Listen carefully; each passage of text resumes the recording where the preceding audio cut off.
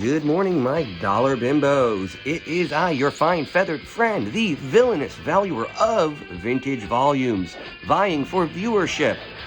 While sounds go off in that direction. Okay, so I got another pack of 5 comics from the Kingpin of Union Square, Howie. And let's see what we got. I mean, as we can tell here, it looks like a pretty good spread in terms of timing, right? I feel like it doesn't go much past like 2010. When is this? This is 2011, right? And so this feels like the newest one. This might even be silver. So yeah, let's see what we got. Okay, a little stuffy. Been smoking too much. Okay, so X Factor 27. This guy is 88.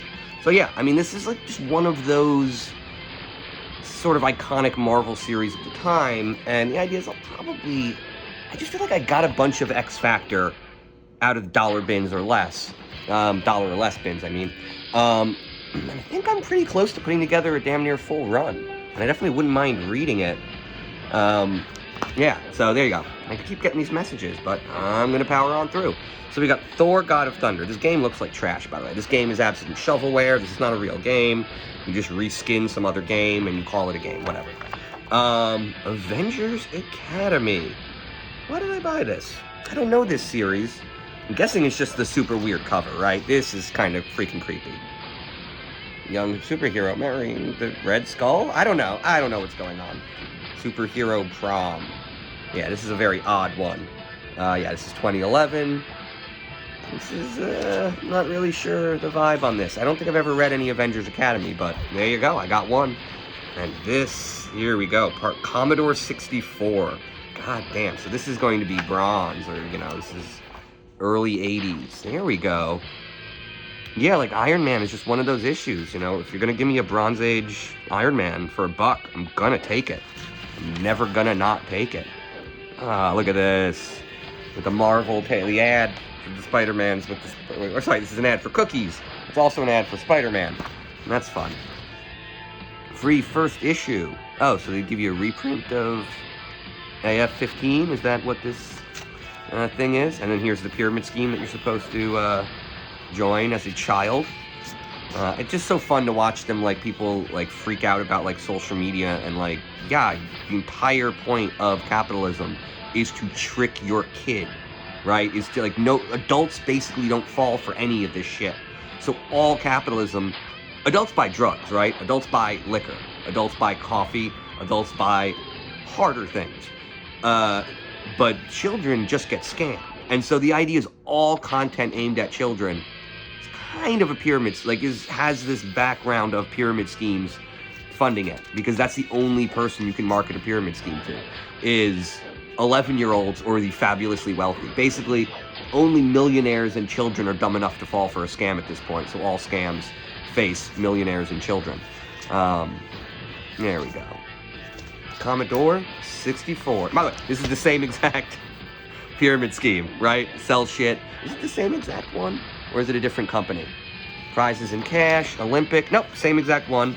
So we've got this pyramid scheme being sold to kids in 1981, 1984, it's still the same one going on, you know, but ultimately, you know, here's a completely different one, by the way.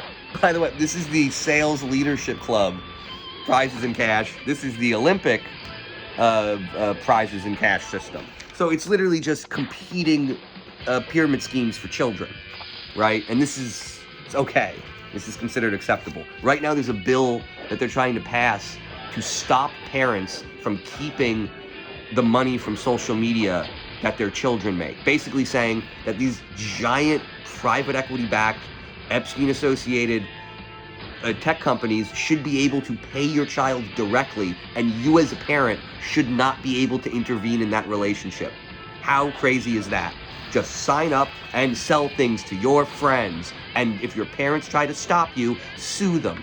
That's the answer that we're building towards. And the last comic, I mean, this is it. I will always buy a what if.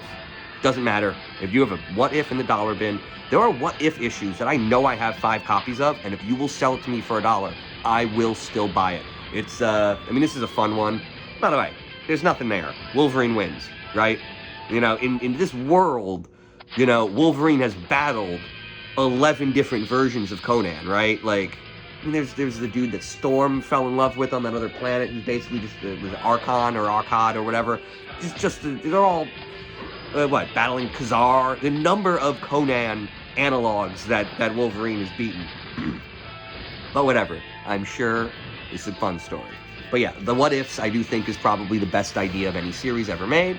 And fortunately, it didn't really work as a TV series because they didn't seem to understand it. The whole point of What If is that continuity sometimes, it's not that continuity limits is inherently limiting, but it's this idea that continuity does rule out certain stories, and not having continuity allows you to tell stories you can't tell in the universe. Now, the whole, like the way they framed the What If series on TV had continuity.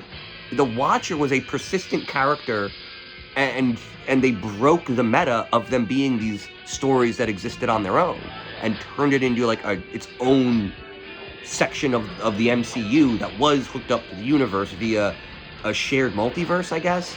So they basically took what worked about What If and didn't translate that to the screen, right? They didn't translate the openness.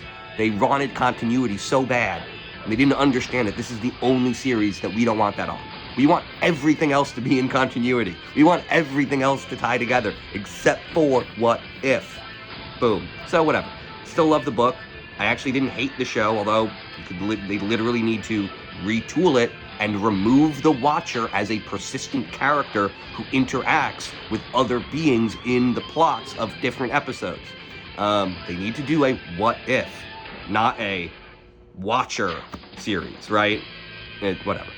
I would love a Watcher series, but that's not What If. What If is not the Watcher series. He is not involved. It's like saying every comic is about Stan Lee because Stan Lee wrote them. And it's like, it's not. Stan Lee writes a story about Spider-Man. And the idea is, the What Ifs are the Watcher telling someone else's story, and making them part of the story erodes the whole concept. But yeah, there we go. This was another good 5 ones. I'm telling you, the best comic book dealer in Manhattan right now is Howie at Union Square. He's there every day. Basically, I would say by the time early afternoon he's there. Sometimes I've seen him in the morning. He's there. He's got the only dollar bin left in the city. Go there, buy some books. Tell him the Vulture sent you. Good luck and good books.